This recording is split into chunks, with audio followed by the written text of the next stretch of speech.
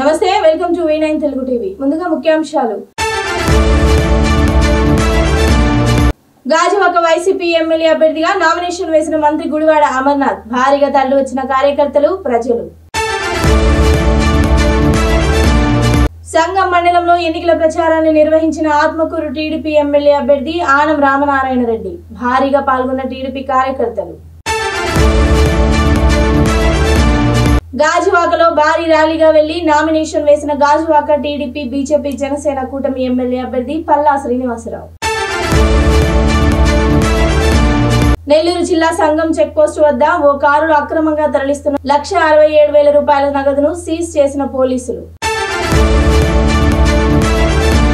నందికొట్కూరు నియోజకవర్గం తర్తూర్ గ్రామంలో ఘనంగా నిర్వహించిన శ్రీరంగనాథ స్వామి తిరునాళ్ల వేడుకలు.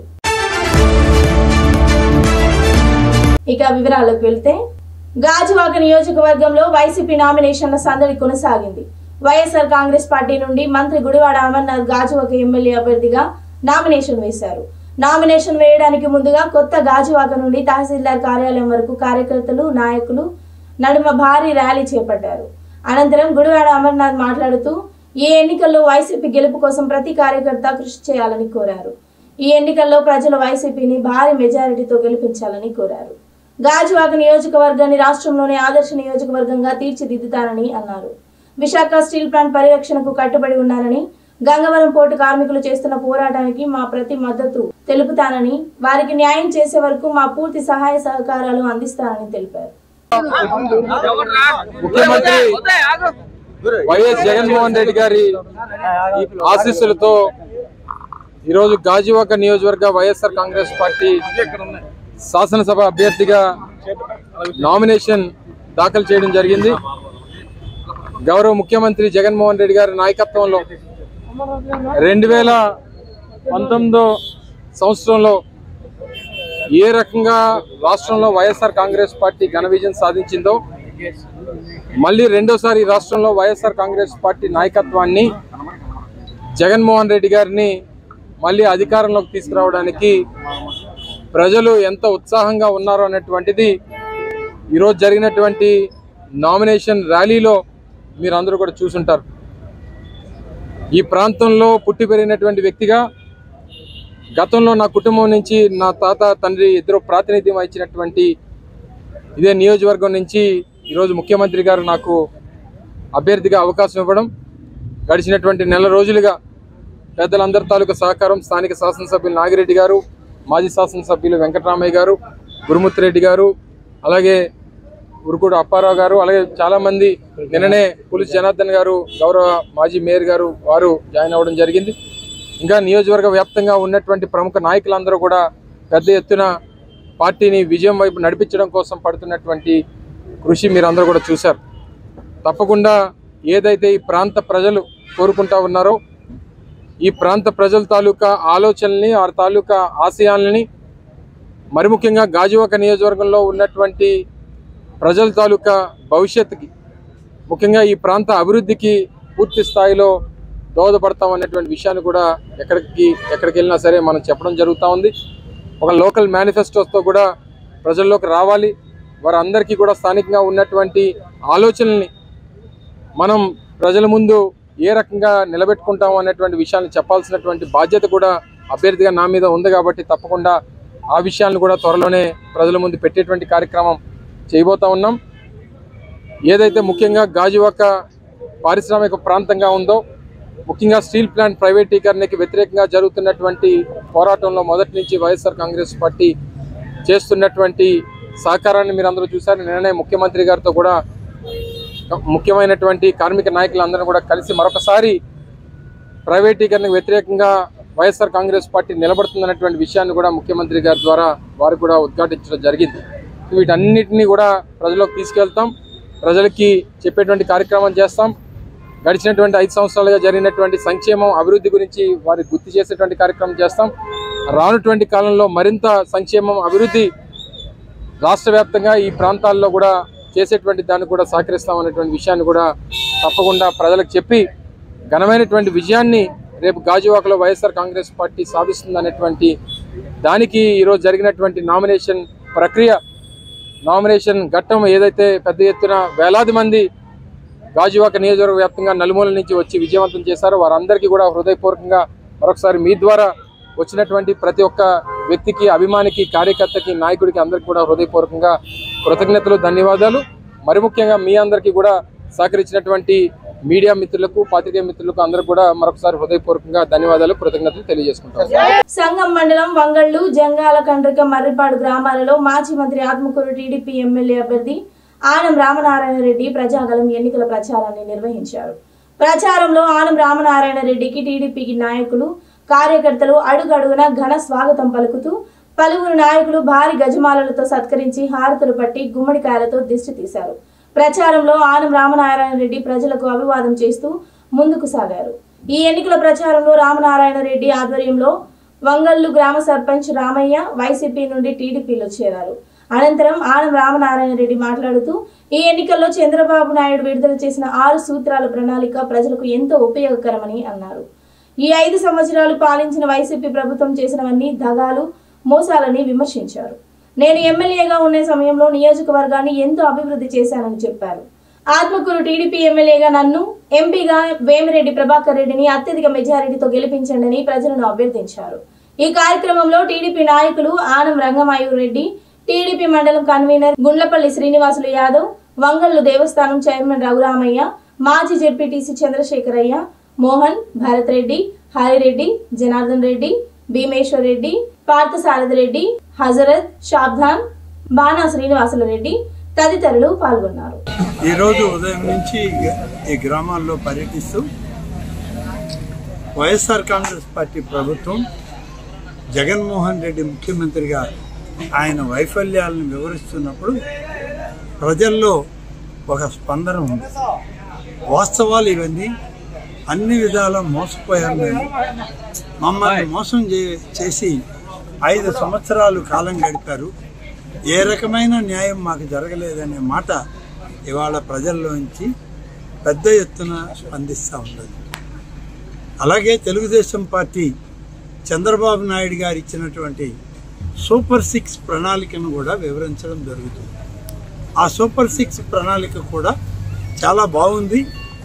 ఈ సూపర్ 6 వల్ల మాకు ప్రయోజనం కలుగుతుంది అని చెప్పి ప్రజలు విశ్వసించడం జరుగుతుంది.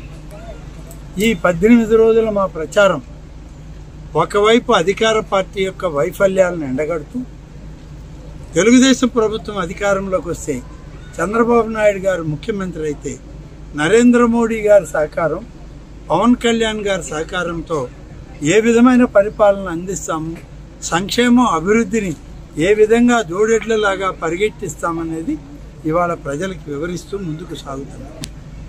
గతంలో నేను 5 సంవత్సరాలు ఇక్కడ ఆత్మకూరులో శాసనసభ్యుడిగా, మంత్రిగా ఉండి ఎంత మేలు కలిగిందో వాళ్ళకి ఒకసారి వివరించినప్పుడు వాళ్ళల్లో అవి గుర్తు చేసుకుని మరి అభివృద్ధి అంటే అది కదా అనేటువంటి మాట చెప్పే పరిస్థితి. ఆత్మకూరు నియోజకవర్గ ప్రజలందరూ కూడా 2 ఓట్లు, ప్రతి ఒక్కరికి 2 ఓట్లు ఉన్నాయి.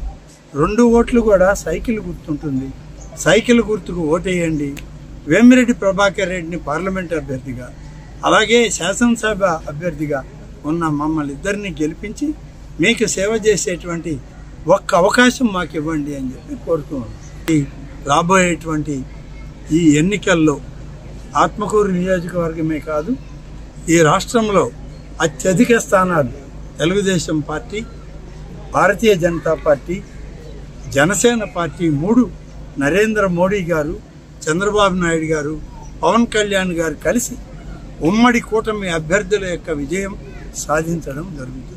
గాజువాక నియోజకవర్గంలో నామినేషన్ల సందడి కొనసాగింది. తాజాగా టీడీపీ, బీజేపీ, జనసేన కూటమి అభ్యర్థి పల్లా శ్రీనివాసరావు గాజువాక ఎమ్మెల్యే అభ్యర్థిగా నామినేషన్ వేశారు. ముందుగా ఆయన కొత్త గాజువాక నుండి తహసీల్దార్ కార్యాలయం వరకు కార్యకర్తలు, నాయకులు నడుమ భారీ ర్యాలీ చేపట్టారు. అనంతరం ఈ ర్యాలీలో ఆయన మాట్లాడుతూ కూటమిని గెలిపించి ప్రభుత్వాన్ని ఏర్పాటు చేయడానికి ప్రతి ఒక్క కార్యకర్త కృషి చేయాలని కోరారు. గాజువాక కూటమి ఎమ్మెల్యే అభ్యర్థిగా నన్ను గెలిపిస్తే గాజువాక నియోజకవర్గాన్ని రాష్ట్రంలోనే ఆదర్శ నియోజకవర్గంగా తీర్చిదిద్దుతానని హామీ ఇచ్చారు.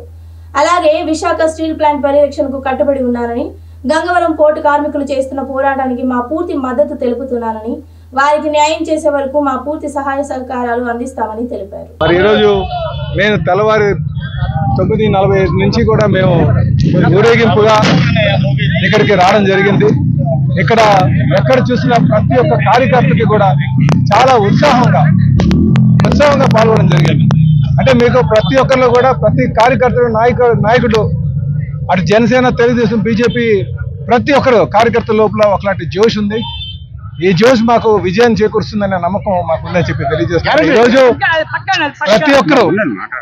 ప్రతి ఒక్కరు కూడా విసిగి చెంది ఉన్నారు ఈ ప్రభుత్వం పట్ల.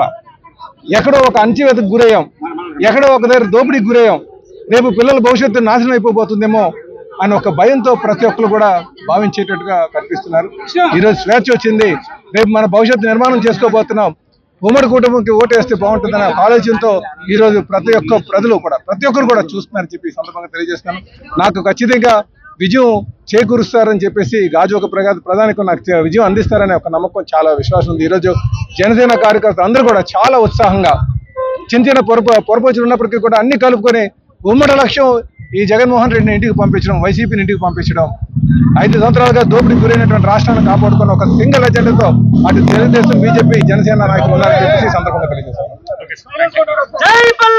అనకాపల్లి జిల్లా పెందుర్తి నియోజకవర్గంలో అట్టహాసంగా పెందుర్తి జనసేన పార్టీ ఎమ్మెల్యే అభ్యర్థి పంచకల్ల రమేష్ బాబు నామినేషన్ వేయడం జరిగింది. పరవాడ మండలం, సబ్బవరం మండలం, పెందుర్తి మండలం తెలుగుదేశం, జనసేన, భారతీయ జనతా పార్టీల నాయకులు, కార్యకర్తలు అట్టహాసంగా పంచకల్ల నామినేషన్ కార్యక్రమంలో పాల్గొని పలువురు ప్రముఖులతో కలిసి పెందుర్తి ఎంఆర్ఓ ఆఫీసులో నామినేషన్ వేశారు. 1963 మచిలీపట్నంలో జన్మించిన పంచకల్ల రమేష్ బాబు వ్యాపార నిమిత్తమై కొన్ని సంవత్సరాల క్రితం విశాఖపట్నంలో స్థిర నివాసం ఏర్పరచుకుని అప్పటి నుంచి పలు దైవ సేవ కార్యక్రమాల్లో విలువగా పాల్గొంటూ ఉండేవారు. ఇటువంటి కార్యక్రమాలు చేయడంలో ప్రత్యేక స్థానం సంపాదించుకున్న పంచకల్ల నాటి ప్రజారాజ్యం పార్టీ అధినేత చిరంజీవి దృష్టిలో పడడంతో పెందుర్తి ప్రజారాజ్యం పార్టీ తరపున శాసనసభ్యులుగా 2009లో పార్టీ నుంచి ఎన్నికయ్యారు. తర్వాత యలమంచిలి నియోజకవర్గం నుంచి 2014లో తెలుగుదేశం పార్టీ తరపున అఖండ విజయం సాధించారు. మరలా నేడు జనసేన, తెలుగుదేశం, భారతీయ జనతా పార్టీ ఉమ్మడి అభ్యర్థిగా జనసేన తరపున పెందుర్తి నియోజకవర్గం నుంచి పోటీ చేసి అధిక మెజారిటీతో గెలుపొందాలని ఆశిస్తున్నారు. ఇప్పుడే నామినేషన్ ప్రక్రియ పూర్తి చేశాం. ఈ నామినేషన్ ప్రక్రియకి నన్ను దీవించడానికి వచ్చిన పార్టీ నాయకులకు, కార్యకర్తలకు, జనసేన, తెలుగుదేశం, బీజేపీ శ్రేణులందరికీ కూడా పేరు పేరున ధన్యవాదాలు, కృతజ్ఞతలు తెలియజేస్తా ఉన్నా. మరి ఇంత ఎండల్లో ఏమాత్రం ఎండను లెక్క చేయకుండా, అలుపెరగకుండా 2 గంటల ఊరేగింపులో పాల్గొని అడుగడుగున నీరాజనాలు పలికిన ప్రజలకు కానీ, 3 పార్టీల నాయకులు, కార్యకర్తలకు కానీ ఈ రుణం ఈ జన్మలో తీర్చుకోలేంది. ఇంత పెద్ద ఎత్తున మీరు చూపించిన ఉత్సాహానికి 5 సంవత్సరాలు మీరు గెలిపించిన తర్వాత మీకు సేవ చేసుకుని మీరు రుణం తెచ్చుకుంటానని చెప్పి మాటిస్తూ, మరి చాలా పవిత్రమైన మంచి రోజు, అంతా ముహూర్త ప్రకారం ఈరోజు నామినేషన్ వేసాం. ఒక చిత్తశుద్ధితో ప్రజలకు ఏదన్నా మంచి చేయాలన్న సంకల్పంతో పొత్తు పెట్టుకున్న జనసేన, తెలుగుదేశం, బీజేపీ ఆశయాలను ఎక్కడా ఒమ్ము చేయకుండా మా పార్టీ పెద్దలు ఏదైతే దిశ నిర్దేశించారో దాన్ని డీవియేట్ అవ్వకుండా ప్రజలకు సేవ చేస్తానని చెప్పి ప్రమాణం చేస్తూ, మరి ఎంతో ఊర్లో తిరుగుతున్నప్పుడు 5 సంవత్సరాల నుంచి వైసీపీ అరాచకాలకి విసుగు చెందిన ప్రజలు నీరాజనాలు పడుతూ ఉన్నారు.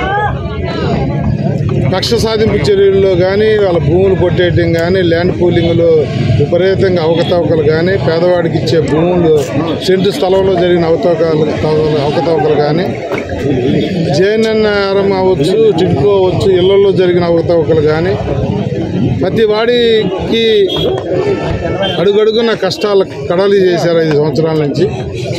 ల్యాండ్, శాండ్, వైను, మైను అని చెప్పి ఏది వదలకుండా అన్ని వనరులు మింగేసిన ఈ ప్రభుత్వం ఎప్పుడు దించాలా, ఎప్పుడు బుద్ధి చెప్పాలని ప్రజలు ఎదురు చూస్తూ ఉన్నారు.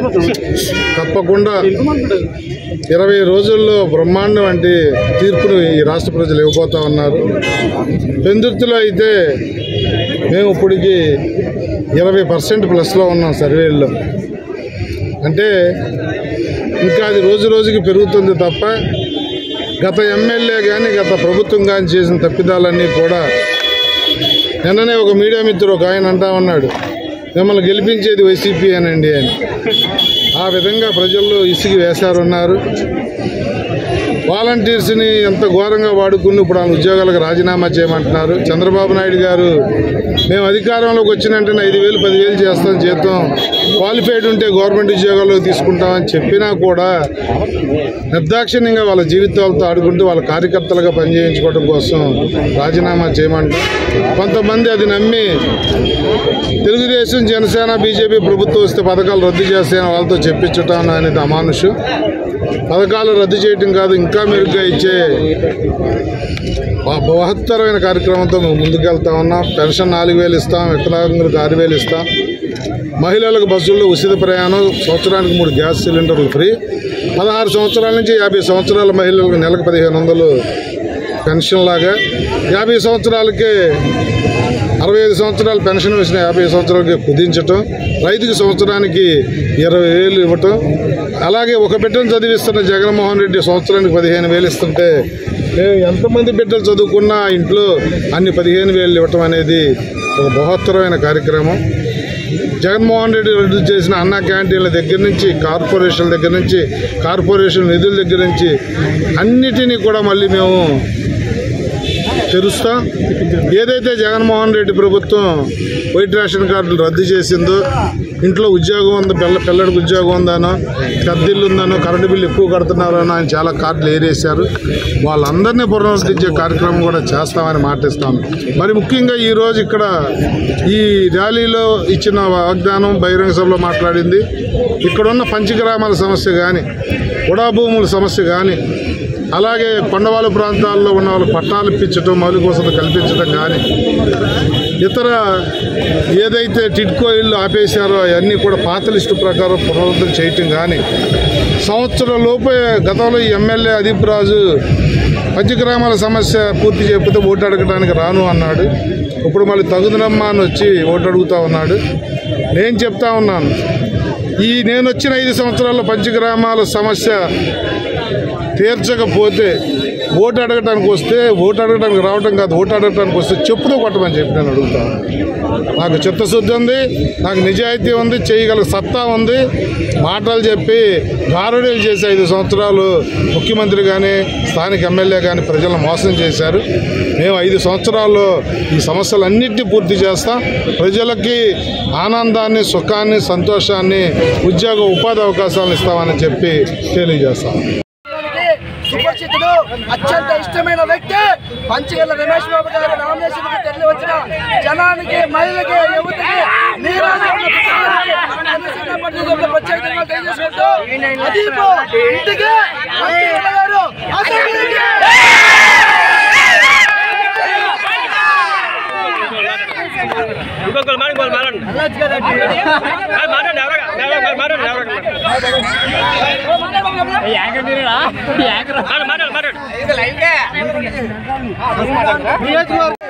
ఈ రోజు పంచగల్ల రమేష్ బాబు గారు, సీఎం రమేష్ బాబు గారు ఉమ్మడి అభ్యర్థిగా 80% ఉమ్మడి అభ్యర్థికి 20% డిపాజిట్ లేని అదీప్ రాజు గారు ఖచ్చితంగా వ్యాస గుర్తు, కమలం గుర్తు అత్యధిక మెజార్టీతో మా పెందుర్తి నియోజకవర్గం గెలుస్తుందని ఈ ప్రజాముఖం జై జనసేన, జై జనసేన. సార్వత్రిక ఎన్నికల దృష్ట్యా నెల్లూరు జిల్లా సంఘం చెక్ పోస్ట్ పోలీస్ తనిఖీ కేంద్రం వద్ద పోలీసులు తనిఖీలు నిర్వహించారు. ఈ తనిఖీలో భాగంగా నెల్లూరు నుండి వాసునికి వెళ్తున్న ఓ కారును ఆపి ఎస్ఐ నాగార్జున రెడ్డి తనిఖీ చేయగా కారులో ఎటువంటి సరైన పత్రాలు లేకుండా తరలిస్తున్న 1,67,000 రూపాయల నగదు స్వాధీనం చేసుకుని సీజ్ చేశారు. ఈ సందర్భంగా ఎస్ఐ నాగార్జున రెడ్డి మాట్లాడుతూ ఎన్నికల కోడ్ నేపథ్యంలో ప్రజలు 50,000కు మించి నగదు తీసుకెళ్లడానికి వీలు లేదని అన్నారు. 50,000కు మించి నగదు తరలిస్తే సరైన పత్రాలు చూపించి నగదును తీసుకెళ్లొచ్చని ఆయన తెలిపారు. ఈ సంఘం ఎలక్షన్ ఎస్ఎస్టీ చెక్ పోస్ట్ దగ్గర ఈరోజు 7:30 గంటల సమయంలో ఒక కారులో డాక్టర్ ప్రభంజన్ కుమార్ అనే డాక్టర్ గారు నెల్లూరు నుంచి వాసులకి వెళుతూ 1,67,000 రూపాయలతో దొరకడం జరిగింది. మేము అమౌంట్ గురించి విచారించగా పొలం పనులకు అని చెప్పేసి చెబుతున్నారు. అది క్యారీ చేయడానికి ఎలక్షన్ సందర్భంగా అమౌంట్ 50,000 కంటే ఎక్కువగా ఉండకూడదు కాబట్టి అతనికి దానికి సంబంధించినటువంటి ఆధారాలు డాక్యుమెంట్స్ వాటిని సీజ్ చేయడం జరిగింది. సీజ్ చేసి తదుపరి చర్యలు తీసుకోవడం. నందికొట్కూరు నియోజకవర్గం జూపాడు బంగ్లా మండలంలో తర్తూరు గ్రామంలో శ్రీ రంగనాథ స్వామి తిరునాళ్ల వైభవంగా నిర్వహించడం జరిగింది. అయితే రానున్న సార్వత్రిక ఎన్నికల దృష్ట్యా ఎలక్షన్ కోడ్ ఉండడం వలన రాజకీయ నాయకులకు రథాన్ని లాగడం, వివిధ కార్యక్రమాలలో పాల్గొనడం లాంటి అవకాశం లేకుండా పోయింది. ఈ కార్యక్రమంలో ప్రభుత్వ అధికారులు మరియు ప్రజలు పాల్గొని తేరు లాగడం జరిగింది. ఈ కార్యక్రమానికి నియోజకవర్గ ప్రజలతో పాటు వివిధ జిల్లాల నుండి భారీ ఎత్తున భక్తులు పాల్గొనడం జరిగింది. 2023-24 ఎస్ఎస్సి ఫలితాలలో విజయ దుందుబి మోగించిన వికాస్ హై స్కూల్ విద్యార్థులు వి ఆర్తి 584, జి జాహ్నవి 583, పి శ్రావణ్ 582, 550 పైన మార్కులు సాధించిన విద్యార్థులు 29 మంది. గణిత శాస్త్రంలో 100కు 100 Vikas high school English medium నందు మార్కులు సాధించారు విద్యార్థులు. 15 మంది ఫస్ట్ ర్యాంక్, సెకండ్ ర్యాంక్ కు, థర్డ్ ర్యాంక్ మార్కులు సాధించిన విద్యార్థులకు school correspondent K Harinath Reddy sweets పంచి అభినందనలు తెలియజేశారు. కె హరినాథ్ రెడ్డి మాట్లాడుతూ క్రమశిక్షణకు మారు పేరైన Vikas English medium high school నందు ఇటీవల 25th యాన్యువల్ డే సెలబ్రేషన్ అంగరంగ వైభవంగా నిర్వహించారు. గత 25 సంవత్సరాల నుండి మా స్కూల్ నందు అద్భుతమైన ఫలితాలలో మండలంలో టాప్ ర్యాంకులతో మా విద్యార్థులు ర్యాంకులు సాధిస్తూ వచ్చారు. క్రమశిక్షణతో ఆనవాయితీ ప్రకారం ఈ సంవత్సరం కూడా మా Vikas English medium high schools first rank, second rank, third rank రావడం చాలా సంతోషదాయకమని కరెస్పాండెంట్ కె హరినాథ్ రెడ్డి తెలిపారు. ఫిజియోథెరపీ వైద్యం ప్రత్యేక కథనం. నేడు సమాజంలో మనిషికి ఏ ప్రమాదం జరిగినా దానికి ఫిజియోథెరపీ చేయించుకోవడం మూల కారణం. అనకాపల్లి జిల్లా పెందుర్తి మండలం సబ్బవరం వైద్యం నారాయణ హరి అన్నారు పెద్దలు. వైద్యుడు అనే వ్యక్తికి చేయి హస్తబలం ఉండాలి. అదే ఆ వైద్యునికి వెన్నతో పెట్టిన విద్య. ఆ హస్తబలం ఉన్న వైద్యులే ఈ రోజు సమాజంలో రాణించగలుగుతున్నారు. 100కో కోటికో ఎక్కడో ఒకరు పుడతారు అనే సామెతకు ఈ ఫిజియోథెరపీ డాక్టర్ ఈ సామెతకు అచ్చం వర్తింపదగ్గ వ్యక్తి. ఇతని పేరే పొద్దాకు మురళీకృష్ణ. విశాఖపట్నం ఆంధ్ర మెడికల్ కాలేజీ విభాగానికి చెందిన డాక్టర్. ఎన్టీఆర్ హైబ్రేషన్ హాస్పిటల్లో ఫిజియోథెరపీ విభాగంలో ఉత్తీర్ణులై ఆంధ్ర మెడికల్ కాలేజీ ఏఎంసీ విభాగంలో అనుభవజ్ఞులైన ఫిజియోథెరపీ డాక్టర్స్ వద్ద అనుభవం సంపాదించి అనంతరం విశాఖ జిల్లా పెందుర్తిలోని అనకాపల్లి జిల్లా సబ్బవరంలో సొంతంగా క్లినిక్ ఏర్పాటు చేసి సుదూర ప్రాంతాల నుంచి వస్తున్న పేషెంట్లకు తన వంతు వైద్యం అందించడం ఈ డాక్టర్ గారు ప్రత్యేకత. వేరొక విషయం ఏంటంటే ఈ డాక్టర్ దైవజ్ఞాన సంభూతులు. తను నమ్ముకున్న యేసు ప్రభువుని మననం చేస్తూ ప్రతి పనిని డబ్బుతో చూడకుండా తన దగ్గరికి వచ్చిన పేషెంట్లకు ముందు వ్యాధి తగ్గించడమే అతని ముఖ్య ఉద్దేశంగా ఎంచుకున్నారు. వైద్యులు అన్నవారు కొంతమంది డబ్బు కోసం ప్రాధాన్యపడడం మనం చూస్తూనే ఉన్నాం. కానీ ఈ డాక్టర్ అలా కాకుండా పేషెంట్ కి ముందు వ్యాధి తగ్గిందా లేదా అన్నదే ఇతని ముఖ్య ఉద్దేశం.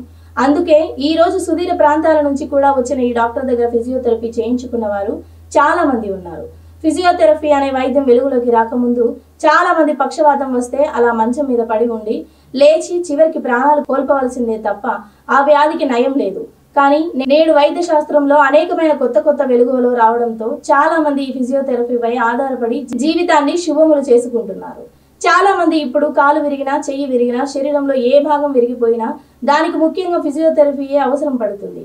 కాబట్టి ప్రతి ఒక్కరూ ఎక్కడో వేరే చోట అయినా సరే ఆ పరిస్థితుల్లో ఉన్నవారు తప్పక ఫిజియోథెరపీ డాక్టర్ని సంప్రదించి ఫిజియోథెరపీ చేయించుకోవాలని డాక్టర్ మురళీకృష్ణ తన దగ్గరికి వచ్చిన ప్రతి ఒక్కరికి సలహా ఇవ్వడం ప్రత్యేకత.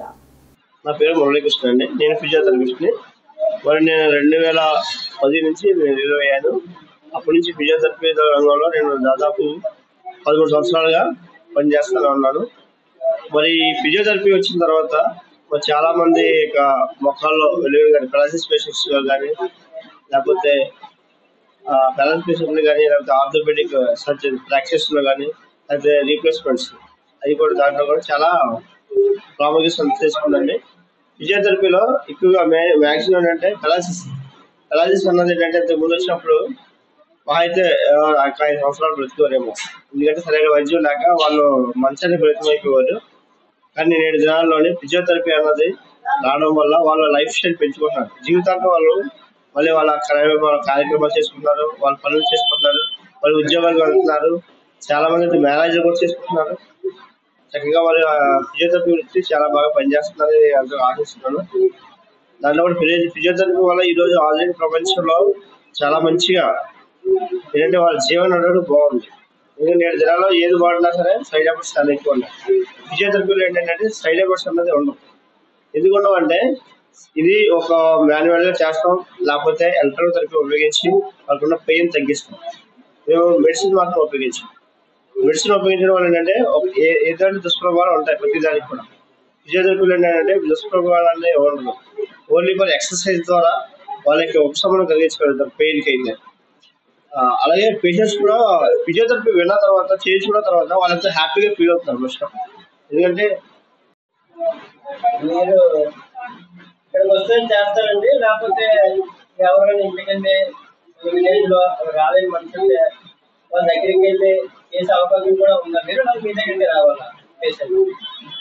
ఫిజియోథెరపీ అంటే వాళ్ళు మాకు కాల్ చేసినట్టయితే మా యొక్క నెంబర్ కానీ మా హాస్పిటల్ సంప్రదించినట్లయితే మేము ఎవరైతే ఇంటి దగ్గర ఉండిపోయారో అంటే రాలేని పరిస్థితి మంచి పరిస్థితి ఉన్న వాళ్ళ దగ్గరికి ఇంటికి వెళ్ళి మేము ఇంటి వద్ద కూడా చికిత్స చేస్తున్నాం. వాళ్ళు నడిపించి మళ్ళీ క్లినిక్ తీసుకొస్తున్నాం. వాళ్ళు తీసుకొచ్చి క్లినిక్ అవేర్నెస్ కల్పిస్తున్నాం, ద్వారా ఎక్సర్సైజ్ చేపిస్తున్నాం.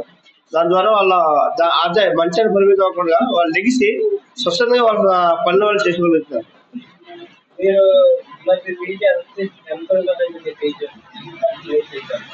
మా ఫీజు అంటే క్లినిక్ దగ్గర అయితే మేము 250 నుంచి 300 దాకా తీసుకుంటాం. అదే విజిట్కి వస్తే హోమ్ విజిట్కి వస్తే 400, 500 లాంగ్ బట్టి చేసుకుంటుంటాం. వాళ్ళు దానివల్ల బాగా వాళ్ళు ఎంతగానో ఉపయోగపడుతూ ఉంటుంది. అయితే ఇప్పటి వరకు మీరు ఎన్ని కేసులు పూర్తిగా మనిషిని బాగా చేశారు? నేనైతే ఫిజియోథెరపీ స్టార్ట్ చేసిన కాడి నుంచి ఇప్పటికైతే దాదాపు ఒక 500 మంది దాకా నేను ట్రీట్మెంట్ చేసి ఉంటాను. పెరాలసిస్ పేషెంట్స్ వాళ్ళందరూ కూడా చాలా చక్కగా నడుస్తున్నారు, హ్యాపీగా వాళ్ళు వర్క్ చేసుకుంటున్నారు. వాళ్ళు ఎంతగానో నాకు కూడా తెలిపారు చాలా మంది. ఇప్పటికీ కూడా వాళ్ళు ఆ దగ్గరకు వచ్చి అప్పుడప్పుడు కూడా సపోర్ట్ చేస్తూ ఉంటారు. నేనే గుర్తుపట్టలేదు ఆ పేషెంట్ని, ఇది మీరైనా ఎలాగన్నారు. కొంత చాలా మంది రాజకీయంగా ఉన్నారు, కొంతమంది అయితే బిజినెస్ లో ఉన్నారు, చాలా మంది ఇప్పుడు ఉద్యోగాలు కూడా చేసుకుంటున్నారు. అలా అయితే నా కేసు హిస్టరీ ఒకటే చెప్పగలుగుతాను. ఒక అతను అంటే మ్యారేజ్ ముందు ప్రాసెస్ వచ్చింది, అసలు రికవర్ అవ్వడం అనుకున్నాను. కానీ ఆయన ఈ రోజు ఇంజనీర్ అయ్యాడు, పెళ్లి చేసుకున్నారు, 2 పిల్లలు తండ్రి అయ్యాడు. అప్పుడప్పుడు వచ్చి కలుస్తున్నాడు. నేను దాని చాలా సంతోషిస్తుంటాను. నమస్తే అండి, నా పేరు గాయత్రి. మా పాప పేరు అనఘ. మా పాపకి హెవీగా జాండీస్ వచ్చేసి పాప ఇలా అయిపోయిందండి. తర్వాత ఇక్కడ ఫిజియోథెరపీ చేయించిన తర్వాత ఇలా అయింది. మధ్యలో 1 year గ్యాప్ వచ్చేసింది, మళ్ళీ బ్యాలెన్స్ తప్పేసింది అమ్మాయి. మళ్ళీ ఇగో ఇక్కడ చూసి ఫిజియోథెరపీ సెంటర్ ఉన్నది అని చెప్పి తీసుకొస్తున్నాను. మేము వచ్చి ఒక 15-20 రోజులు అవుతుందండి. దాంతో మెయిన్ ఏంటంటే మా అమ్మాయికి బ్యాలెన్స్ ఉండేది కాదు, కంట్రోల్ ఉండేది కాదు. మెయిన్గా ఇప్పుడు కంట్రోల్ మెల్లిగా ఏర్పడుతోంది, బ్యాలెన్స్ అనేది చేసుకుంటోంది అనమాట.